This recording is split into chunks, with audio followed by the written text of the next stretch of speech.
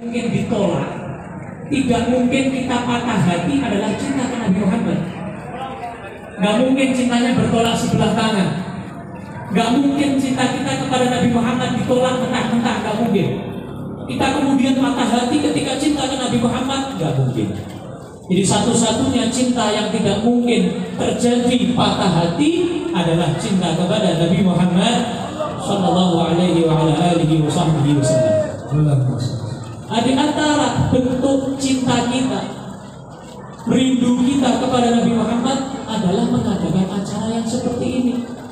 Kita betul-betul membuktikan cinta kita dengan kumpul di halaman masjid, di depan rumah Allah, di halaman masjid, dengan keramaian yang seperti ini, Masya Allah, membuktikan bahwa kita sama-sama berharap mendapatkan syafaat dari Nabi Muhammad Sallallahu Alaihi Wasallam.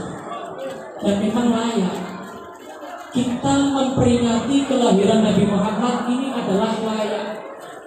Kalau kelahiran kita biasa-biasa saja, semuanya sama. Tapi kelahiran Nabi Muhammad Sallallahu Alaihi Wasallam yang dibahasa Arabkan Maulid, itu adalah berbeda. Hanya satu kali Allah menjadikan kelahiran spesial di alam semesta ini, cuma sekali, hanya kepada Nabi Muhammad Sallallahu Alaihi Wasallam. Mulai Nabi Adam belum ada, Nabi Adam masih berbentuk tanah liat, Nabi Muhammad Sallallahu Alaihi Wasallam sudah diciptakan cahayanya oleh Allah Subhanahu Wa Taala. Di dalam Maulid Jibril atau Maulid Barzanji disampaikan bahwa Nabi Muhammad SAW diciptakan sebelum Nabi Adam di Al-Fayya'am, 2000 tahun sebelumnya.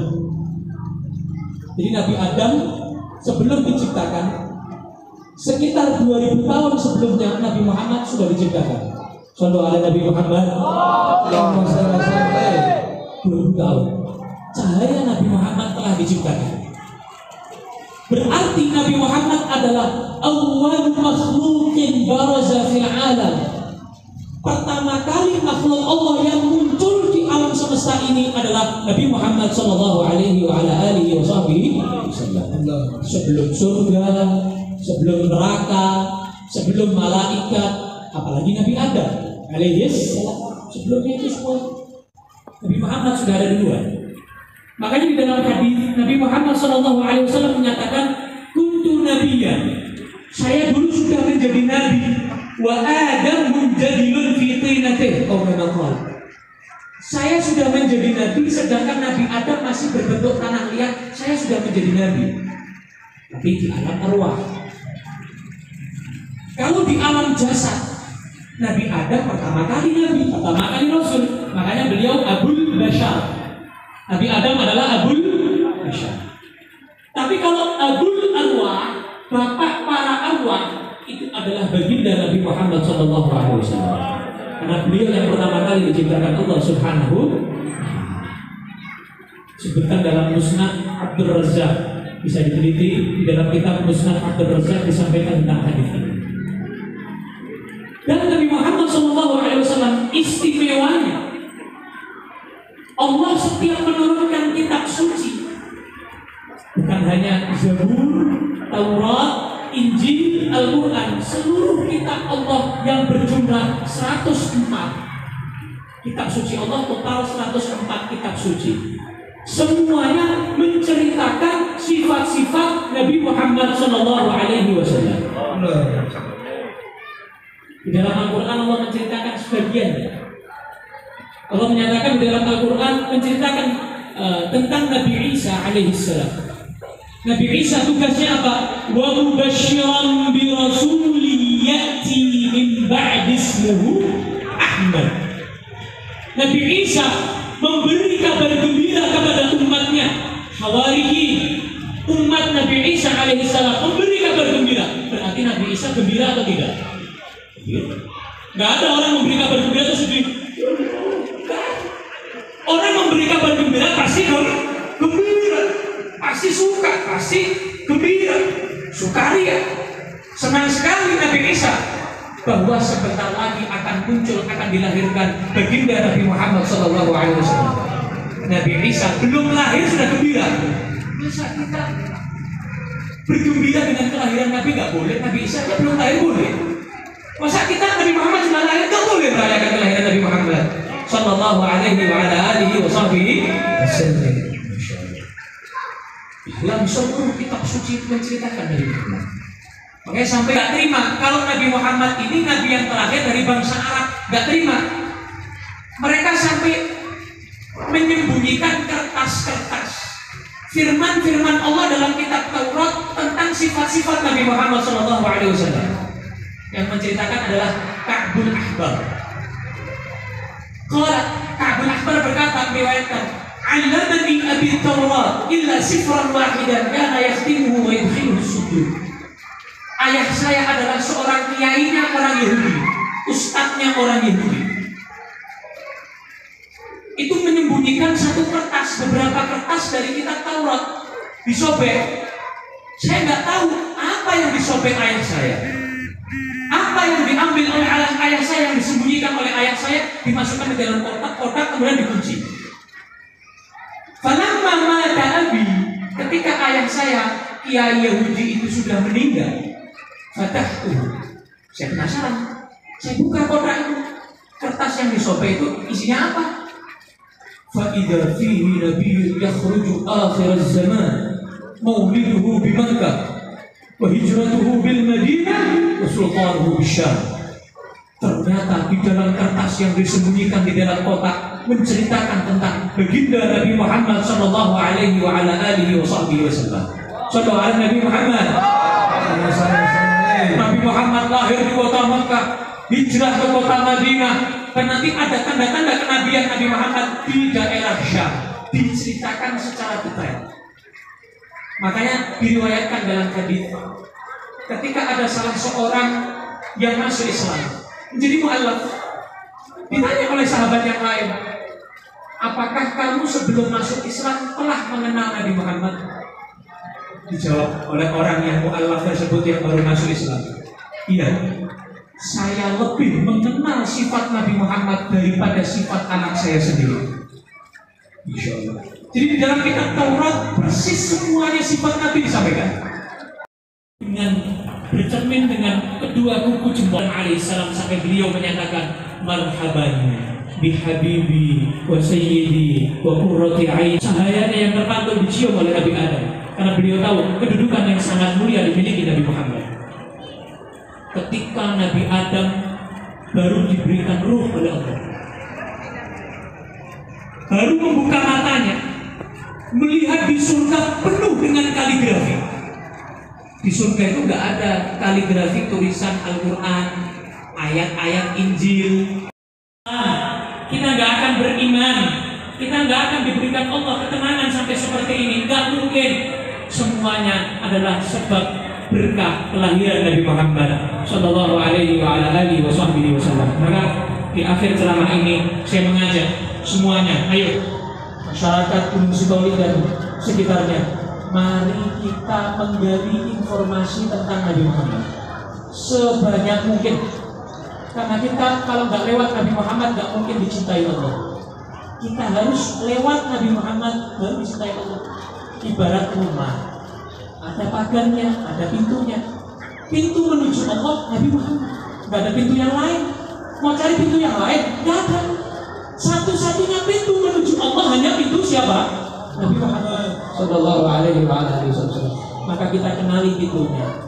Cari tahu caranya, bagaimana masuk ke dalam rumah tersebut, bagaimana membuka pintu Nabi Muhammad, bagaimana supaya kita dicintai Nabi Muhammad, nama kita tercantum ada di hati Nabi Muhammad, sehingga kita di akhirat nanti berkumpul dengan Nabi Muhammad di surga nanti. Amin ya Rabbal, amin ya Rabbal, amin ya Rabbal alamin. Ini yang bisa saya sampaikan. Sallu ala Nabi Muhammad. Bapak Ibu yang kami سيدنا محمد طب القلوب ودوائها وعافية الأبدان وشفائها ونور الأبصار وضيائها وعلى آله وصحبه وسلم أما بعد. Dan sama kita hormati para alim ulama kita. InsyaAllah rasa cinta tersebut yang menyebabkan kita nanti bersama beliau di yaumil qiyamah. Amin ya rabbal alamin. Hadirin hadirat yang dirahmati Allah Subhanahu wa taala. Cukup banyak tadi disampaikan oleh Habib Muhammad Al-Mutahhar tentang bagaimana proses kelahiran kemuliaan Nabi Muhammad sallallahu alaihi wasallam. Saya meyakini apa yang beliau sampaikan tadi banyak di antara kita yang baru pertama kali mendengarnya. Kenapa? Mungkin selama ini kita kalau mengadakan maulid isinya bukan tentang Nabi Muhammad, tapi tentang partai politik. Kita kalau merayakan maulid isinya bukan ada sebut nama Rasulullah, tujuan-tujuan tertentu. Hanya saja membawa nama maulid Nabi Muhammad. Semisal peringatan maulid Nabi Muhammad yang kita lakukan malam inilah yang seharusnya dilakukan di setiap tempat. Kalau kita memperingati maulid Nabi, ya ceritakan tentang Nabi Muhammad. Kita mau merayakan Isra Mi'raj Nabi, ceritakan tentang peristiwa Isra Mi'raj Nabi Muhammad. Mau merayakan nuzul Quran, ceritakan tentang bagaimana proses nuzul turunnya Al-Quran.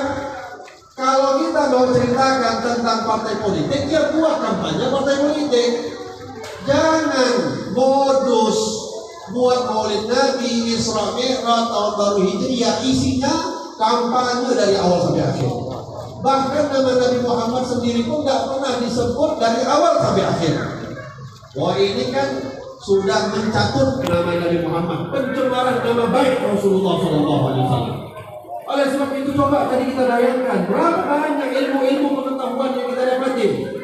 Karena hakikatnya ya majlis-majlis semisal ini didirikan, dilaksanakan tujuannya supaya kita dekat sama Rasulullah. Hadirin yang dirahmati oleh Allah, para sahabat dulu kalau mereka mau dekat sama Nabi tinggal naik unta datangi Rasulullah jumpa. Kalau mereka rindu sama Nabi tinggal ambil undangan, mereka datang jumpa sama Rasulullah, mereka ketemu, hilang rindu mereka kepada Rasulullah. Tapi bagaimana cara kita mau meluapkan rasa rindu kita? Ya di saat ini kita merayakan maulid Nabi Muhammad, dibacakan maulid pasal demi pasal sampai di pada pasal sebelum kita tadi sama-sama berdiri, menunjukkan bahwasanya detik-detik kelahiran, proses kelahiran Nabi Muhammad SAW. Ulama mengatakan setiap kali dibacakan kitab-kitab maulid, maulid apapun, Syaraful Anam kah, Barzanji kah, Simtud Durar kah, Diyaul Lami kah, Ad-Daibai kah, Syarabut Tahur, apapun itu diyakini di majlis tersebut Rasulullah hadir di saat pembacaan maulid. Khususnya di saat mahalul qiyam yang tadi sama-sama kita berdiri. Itu tujuannya bukan hanya sekedar berdiri-berdiri, goyang-goyang, tidak. Itu di saat kita tadi berdiri mahalul qiyam, itu seakan-akan kita menyambut kehadiran Nabi Muhammad SAW. Loh, dari mana kok bisa kita tahu ada Rasulullah SAW hadir? Ya kita dengar ulama-ulama berbicara. Loh, tapi kami nggak lihat. Ya kita memang mata kita belum pantas untuk lihat. Mata kita ini masih tengok cewek berpaha. Mata kita ini masih tengok yang nggak baik, yang nggak pantas mata kita lihat wajah Rasulullah. Tapi ada yang lebih pantas, mereka orang-orang terdahulu, bukan satu orang, dua orang, ramai di antara mereka yang sudah menyaksikan setiap ada peringatan Maulid Nabi Muhammad hadir di majlis tersebut. Khususnya di saat tadi kita sampaikan di saat mahalul qiyam, maka kita sampaikan ya Nabi salam alaika ya Rasul salam, itu menyambut Rasulullah. Loh, kenapa harus berdiri-berdiri? Ya harus berdiri lah. Coba kita bayangkan, ini tiba-tiba nih sekarang presiden datang. Apa kita mau duduk saja? Dia masuk ke dalam majelis kita duduk saja, nggak kita bangun, nggak kita berdiri. Pasti kita sambut, nggak masalah. Bukannya juga suatu hal yang bermasalah kita mau menyambut presiden atau siapapun, ulama terserah. Tapi begitulah, tidak beradab kalau orang-orang penting yang statusnya dalam segi politik misalnya, pemerintahan misalnya, kalau datang yang kita sambut dengan kita berdiri itu kurang baik. Anda bayangkan yang datang sebaik-baik manusia yang diciptakan oleh Allah. Anda bayangkan yang datang itu adalah sebaik-baik makhluk yang diciptakan oleh Allah Subhanahu wa taala. Ini mengingatkan pada masa Rasulullah SAW dulu ada salah seorang sahabat namanya Hassan ibn Thabit. Hassan ibn Thabit ini salah seorang sahabat yang kerjaannya itu suka bikin syair untuk Nabi Muhammad. Dia suka putar puji-puji Rasulullah. Sampai Nabi Muhammad itu buatkan satu mimbar khusus yang agak tinggi di Masjidil Nabawi, itu khusus untuk Hassan bin Thabit memuji-muji Nabi Muhammad. Loh, memuji Rasulullah ini tidak ada yang salah. Memuji Nabi Muhammad ini bahkan di hadapan Rasulullah banyak sahabat yang memuji langsung Rasulullah. Bahkan salah satu qasidah yang terkenal, syair yang disebutkan oleh Hassan bin Thabit, itu ketika beliau mengatakan dalam qasidahnya Garakna fit duha wala sawfa yu'ti fasarra qulubuna dzakal abawi. Beliau pernah mengatakan dalam satu baitnya, beliau mengatakan wa ajmalu min kalam tarabatu ainu wa ahsanu min kalam talibin lisani khuliqta mubarra'an min kulli aibin ka'annaka qad khuliqta kama tasha'u. Anda kalau ingin memohon ampun sholawat sama Nabi Muhammad. Sholawat ini paket lengkap. Paket lengkap. Semua fadilahnya ada di dalam satu kita bersolawat kepada Nabi Muhammad SAW. Kita solawat kepada Rasulullah dibalas oleh Allah solawat. Solawatnya Allah kepada kita rahmat. Kita bersolawat dibalas juga oleh para malaikat. Malaikat bersolawat untuk kita yang bersolawat kepada Rasulullah merupakan bentuk istighfar. Kita selawat kepada Nabi Muhammad dibalas rahmat 10 kali oleh Allah, dibalas istighfar dari malaikat untuk kita kepada Allah Subhanahu wa taala. Kurang nikmat apa? Satu-satunya amalan zikir yang tidak akan ditolak oleh Allah Subhanahu wa taala adalah sholawat kepada Rasulullah. Kalau ibadah yang lain itu Allah masih lihat-lihat. Ini sholatnya nih riya apa enggak? Ini dia di bertasbih ini riya apa enggak? Ini dia pakai tahlil ini riya apa enggak? Ini ada sombongnya atau enggak? Tujuannya untuk siapa? Masih dicek dulu sama Allah. Tapi kalau sholawat sama Nabi, kalau sholawat untuk Rasulullah tidak pakai audit, langsung tembus kepada Allah SWT. Dan salah satu tanda anak yang berbakti adalah anak yang rajin sholawat kepada Nabi Muhammad.